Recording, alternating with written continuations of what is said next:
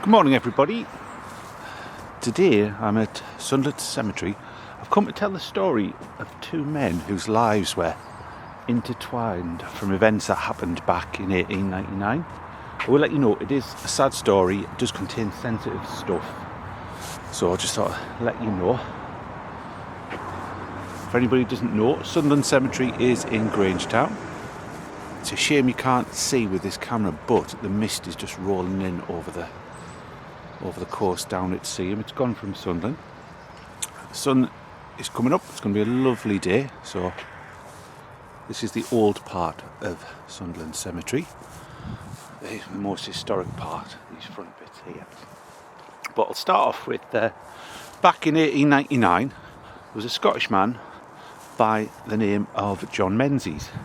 He lodged in Trimden Street West, which is down bottom end of Millfield.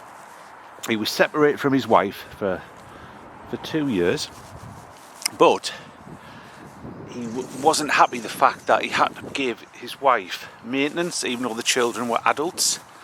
He'd already been sent to prison for 1 month for not paying, and he didn't want to have to pay any more or go to prison again. Now at the same time, one of the most popular doctors in Sunderland was a man called Dr. Robert Burns.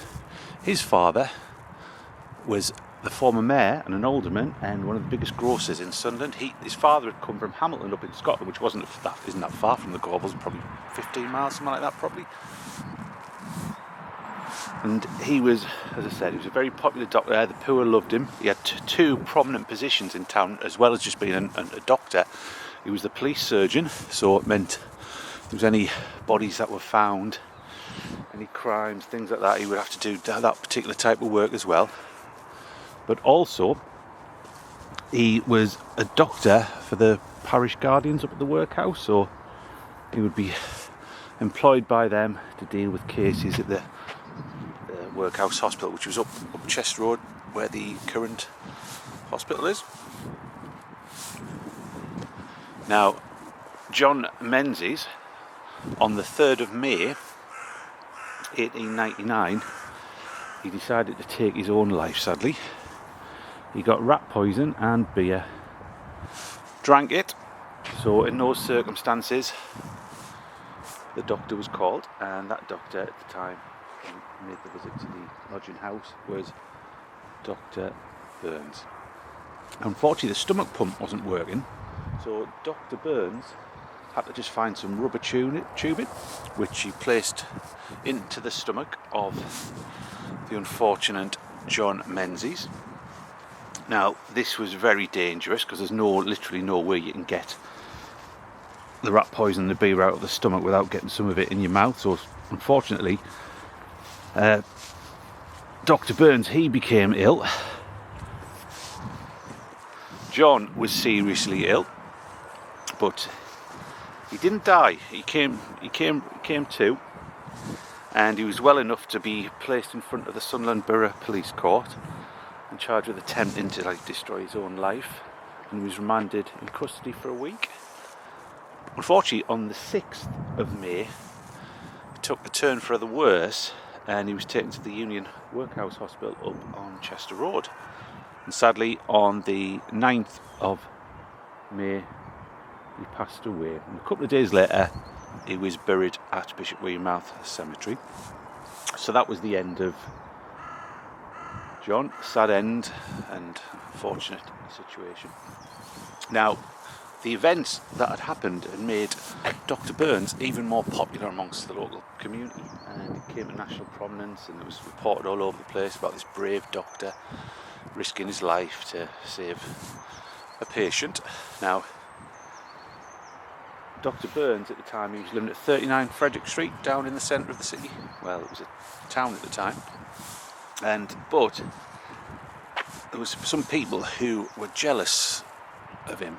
So allegations were made about his drinking, about neglecting his work, the standard of his work, and so on. So a local government inquiry was held, and in the end of October that year, their recommendation was that he resign his position. So he sent a letter in resigning his position. As you can imagine, Dr. Burns was only 36-year-old, and he had children from his first wife, and he sank into a deep despair. And sadly, on the 31st of October, at night, about 9 p.m. at his home in Frederick Street, he took poison to end his life, and sadly he succeeded. Now, there was a lot of grief in the town, particularly amongst the poor as well. He was well liked by all types of classes of the community. So a couple of days later, the funeral procession started from his house in Frederick Street. It was over a mile long. It was led by the police band. There was something like 60 to 70 police officers playing their instruments. There was tons of carriages. Crowds lined the route. People had the blinds down in respect, as they used to do at that particular time. And the procession made its journey, tragic journey, all the way up to here, where he was laid to rest. And I'm going to show you his final resting place. One of the sad thing was, when he was having this inquiry, a couple of old ladies decided they would do something to help him, so they raised 27 shillings to get him a walking stick. Sadly, as he died, they decided that they would use this money to buy a wreath for the funeral. And I'm going to show you this grand memorial. I'll stand back so you can get a good view of it.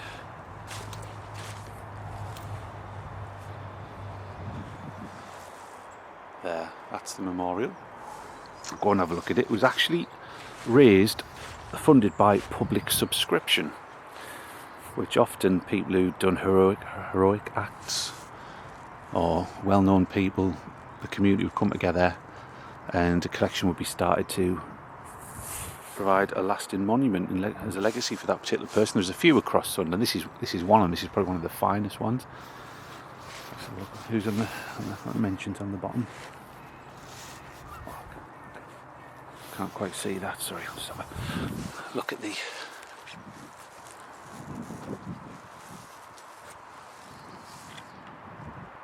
It's a lovely monument. Look, engraved Burns. So I'll read this. In memory of Robert John Burns. I think there's some initials, like to do with the medical protection. Can't quite read that. Who died 31st of October 1899, aged 36 years. This monument was erected by his fellow townsmen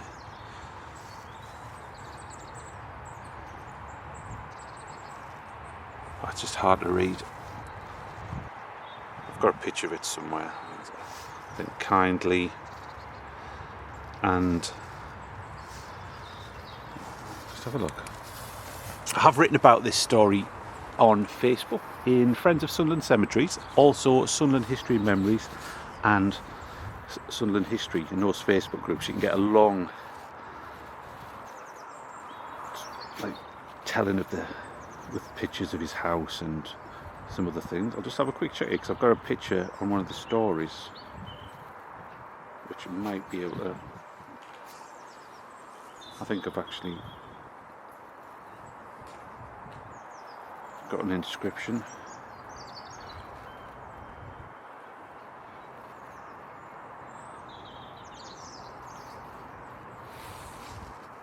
No, can't quite read. The sun's just too bright. If I stand back, let's have a look. Oh, see, I'm looking through the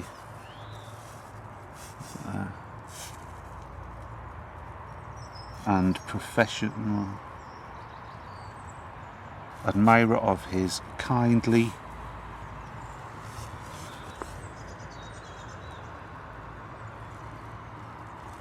and something and professional duty. So fine words for him. During the actual service for the funeral, which was held here, part of the scriptures from John were read out, which was He without sin let him cast the first stone. That particular biblical phrase was used, and that was probably used in reference to the fact about those allegations, because Dr. Burns felt persecuted by several people in the town. There was a clique who he felt were out to get him. Just have a look if there's any other. There's no other markers on this one. Sorry about not being able to read that little epitaph out. As you can see, the sun is rather bright. I wonder who it mentions here. Might be one of his other family members, or one of his children, or so on. So I will leave you with a lasting view of this particular monument. As many of you might have seen if you've ever been to funerals here or walked past, walking the dog and so on. So that's the story of a great man, Dr. Robert John Burns. So thank you very much for watching this video. If you did enjoy it, please give it a like, and if you wish, click on the subscribe, then you'll get updates when the next video is released. So thanks again for watching that particular story.